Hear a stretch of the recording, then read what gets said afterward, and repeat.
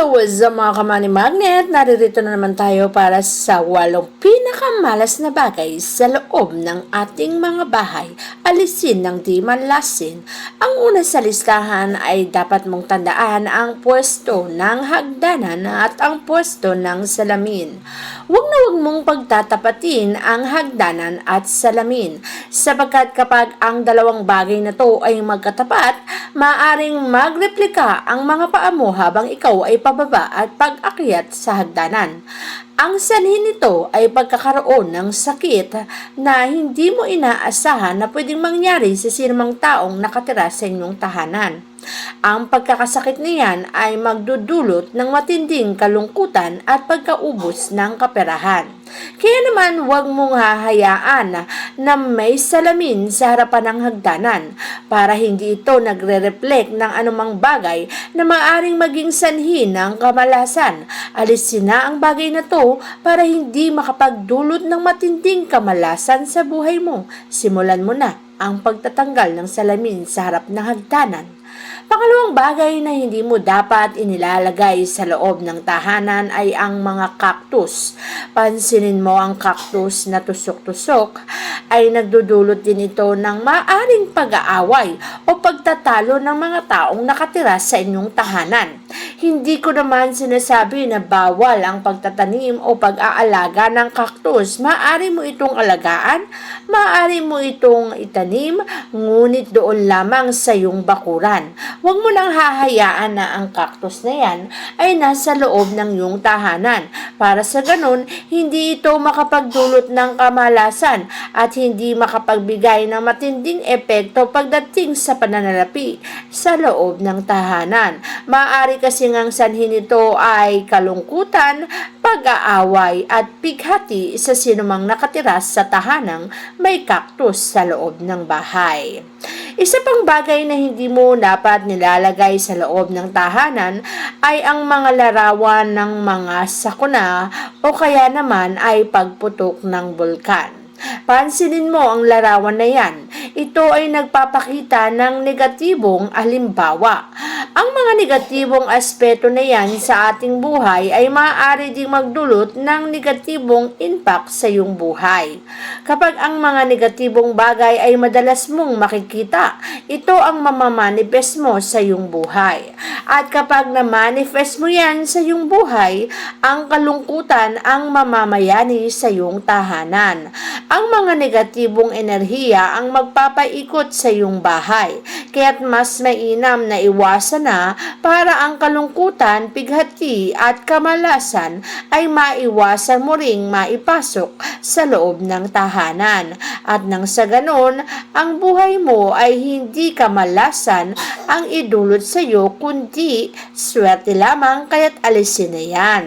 Isa pang bagay na hindi mo dapat inilalagay sa harapan naman ng iyong pintuan ay ang mga naglalakihang puno. Bakit? Ang mga naglalakihang puno na yan tulad ng puno ng mangga ay maaaring makapagdulot ng kamalasan. Kapag kasi ito ay nakalagay sa harapan ng iyong bahay, maaari kasi itong mag-block ng positive energy. Kapag ang mga positibong enerhiya ay na-block, instead na papasok sa tahanan ay makokontrol at hindi na maglalagi sa loob ng iyong bahay. At kapag ang bagay na to ay hindi na naglagi sa loob ng iyong bahay at hindi pumasok ang positibong enerhiya, ang mga opportunity na dapat ay mangyayari sa iyong buhay ay mauudlot o hindi na magaganap. Kaya naman kung ayaw mong ang success, ang opportunity ay hindi magtuloy at maudlot, huwag mong hayaang may puno na naglalakihan sa harapan ng iyong bahay. Isa pang bagay na dapat mong iwasan ay ang mga orasan na sira. Alam mo ba kung ang orasan na sira ay dapat mo nang ipaayos? Sapagkat kapag ito ay nasa loob lamang ng iyong tahanan at hinahayaan at hindi mo ipinapaayos, maaari itong mag-cause ng kamalasan. Ang orasan kasi na sira ay humihinto. At maaaring ang pagiging stagnant nito ay mag-cause din ng stagnant na karera sa buhay. Imbis na mga bagay ay mangyayari at ikaw ay magtatagumpay, hindi na ito mangyayari at ito'y mauudlot sa iyong buhay. Ayaw naman nating maudlot ang mga bagay na sana ay nangyayari na sa iyong buhay. Kaya't huwag mo ring hayaan na meron ito sa iyong tahanan. Kung may orasan, dapat ipaayos at huwag mong hayaang sirayan. Isa pang bagay na hindi mo dapat inilalagay sa loob ng tahanan ay ang mga larawang may kalungkutan at mga larawan ng sakuna.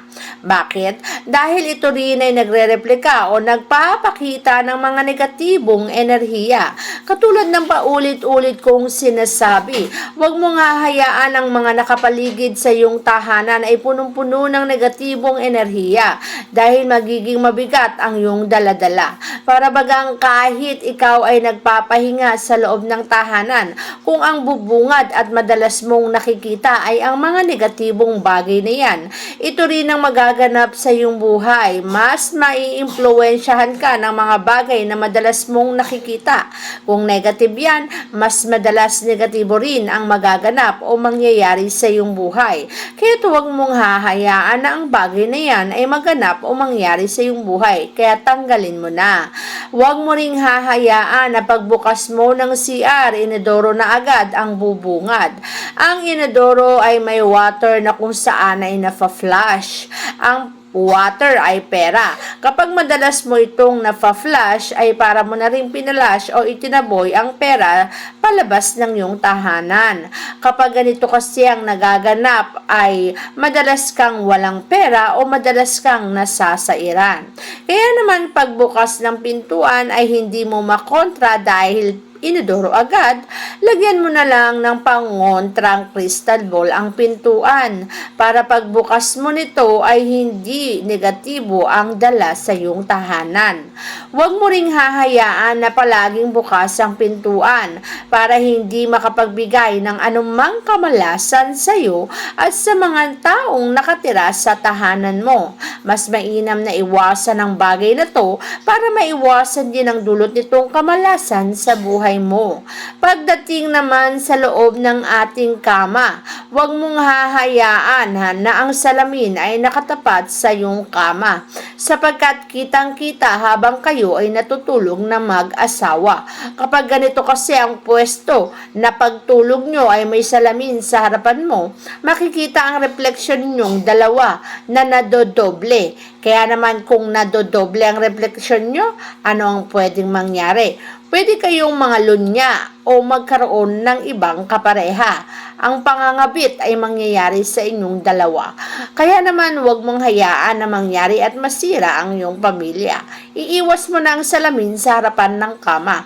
Ilagay mo to kung saan hindi makikita ang pwesto nyo habang kayo ay natutulog para hindi ito makapagdala ng kamalasan sa inyong mga buhay. Gawin na ang bagay na to para magsimula ng swertihin sa iyong buhay.